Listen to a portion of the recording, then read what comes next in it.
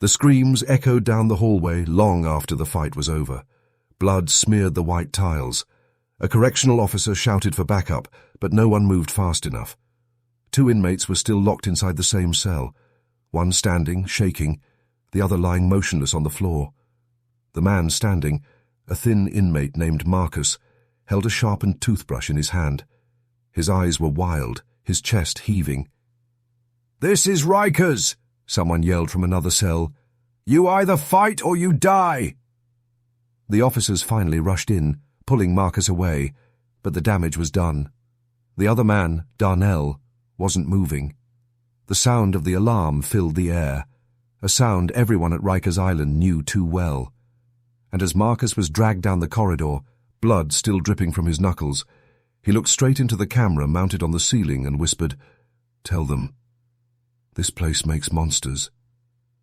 The lights flickered once, then went out. That night, Rikers Island, known as the worst jail in America, descended into chaos. But how did Marcus, a kid from Brooklyn who was once quiet and kind, end up in this nightmare of a place? It all began months earlier. Marcus had been arrested for a fight that got out of hand outside a corner store.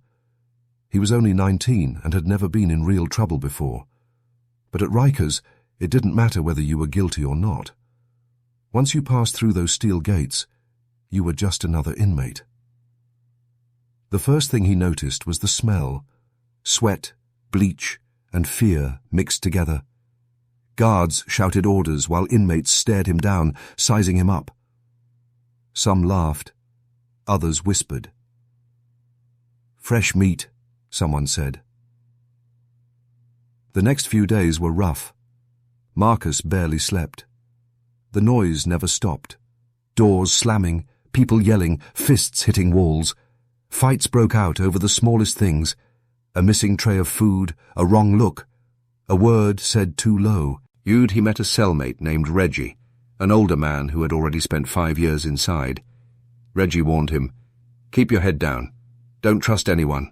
Not the guards, not the inmates, nobody. You survive here by being invisible." But staying invisible wasn't easy. One afternoon, during chow time, Marcus bumped into a member of one of the jail's toughest gangs. The man turned, scowling. "You got a death wish, kid?" Marcus apologized quickly, but it didn't matter.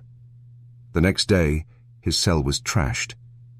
His clothes were gone, and a razor blade was hidden under his pillow, a setup that could get him in serious trouble. When the guards found it, they threw him in the box. Solitary confinement. The box was a tiny cell with no window, no sound except his own heartbeat. The lights stayed on 24 hours a day. Meals came through a small slot in the door. After a week inside, Marcus started talking to himself. When he finally got out, something inside him had changed. The fear was still there, but it was buried under anger. He began to see what everyone else saw. Rikers wasn't just a jail. It was a place that broke people. He saw fights every day, over food, phones, or territory. The guards were outnumbered and didn't care. Sometimes they even let fights happen just to teach lessons.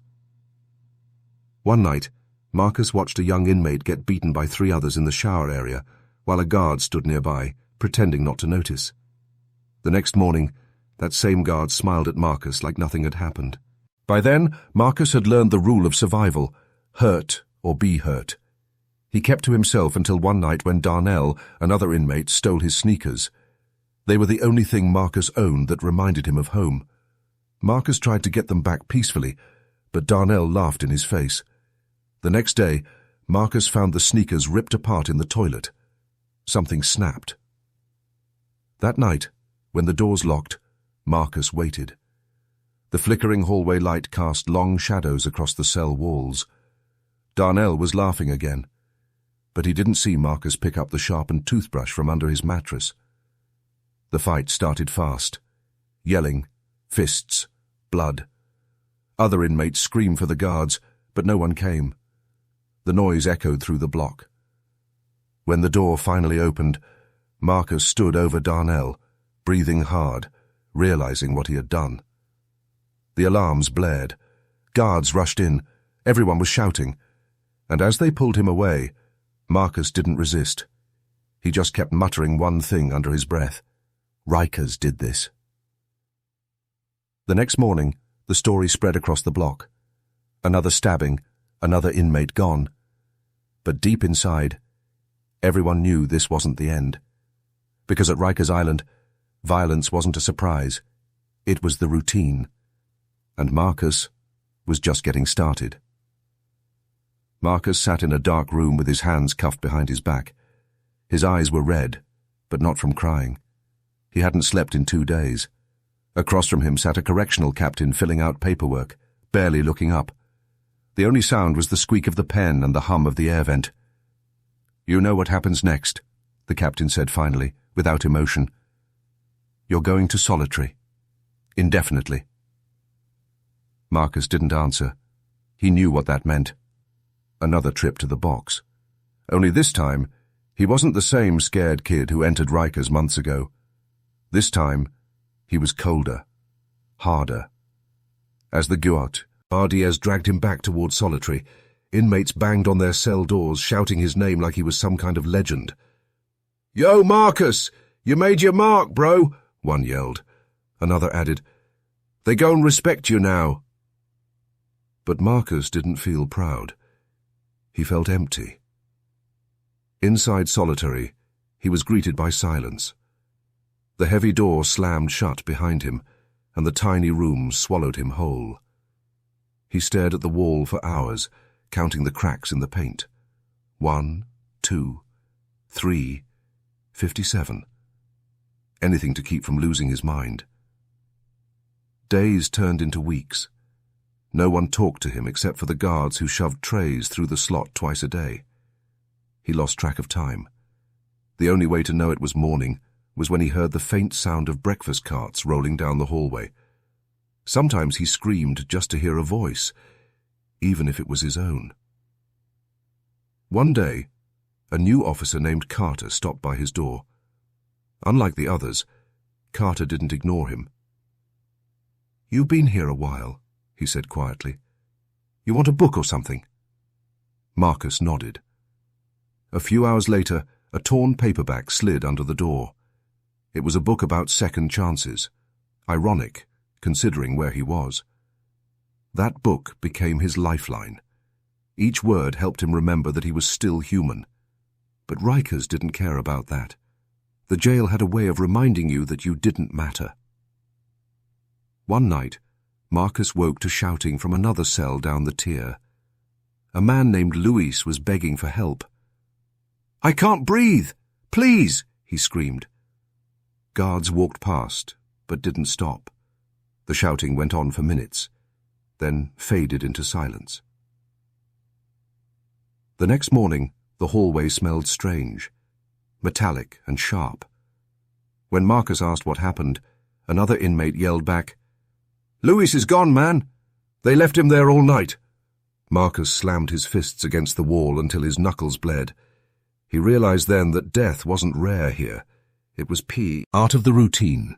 Weeks later, Marcus was finally released from solitary, not because he was ready, but because the jail needed space for new inmates. He stepped back into the general population, but everything felt different. People whispered when he walked by. Some respected him, others feared him. A younger inmate named Jay started following him around. Jay reminded Marcus of himself before Rikers changed him. Shy, quiet, still hoping to get out and start over. "Stay out of trouble," Marcus told him one day. "Don't let this place get inside your head." Jay nodded, but it was too late. Rikers didn't let anyone stay innocent for long. A few days later, a fight broke out in the cafeteria. 2 gangs clashing over food. Trays flew through the air. Guards ran in swinging batons. Marcus grabbed Jay and ducked under a table, trying to keep him safe. Then a loud crash echoed. Someone had pulled a fire alarm. The red lights flashed across the room. The chaos grew worse. Inmates punching, kicking, screaming. The air filled with pepper spray. Through the haze, Marcus saw a guard go down, then another. Inmates were taking over the block. Jay panicked and ran toward the door. "Jay, stop!" Marcus shouted. But it was too late. A flash of metal, a blade, cut through the air. Jay fell to the ground, clutching his side. The sound of his cry was swallowed by the noise. Marcus rushed to him, his heart pounding. He held Jay's hand as the sirens wailed again, louder this time. "You're going to be okay," Marcus said, even though he knew it wasn't true. The guards stormed in with shields, forcing everyone down. Marcus didn't move. He stayed by Jay's side until the medics came. When they finally dragged him away, Jay's hand slipped from his. Back in his cell that night, Marcus stared at the ceiling. He thought about how Rikers Island turned boys into soldiers and soldiers into ghosts. He whispers, paired the same words he'd said the night of the stabbing. Rikers did this. Weeks later, news reports would call it the worst outbreak of violence on Rikers Island in years. Lawmakers promised change. Investigations were opened. Cameras caught the aftermath. The blood, the broken tables, the chaos. But for the inmates still inside, nothing changed. The walls stayed the same. The screams stayed the same. The fear stayed the same. And somewhere in the dark, Marcus sat quietly in his cell, waiting for morning. Because at Rikers Island, every new day felt like another sentence.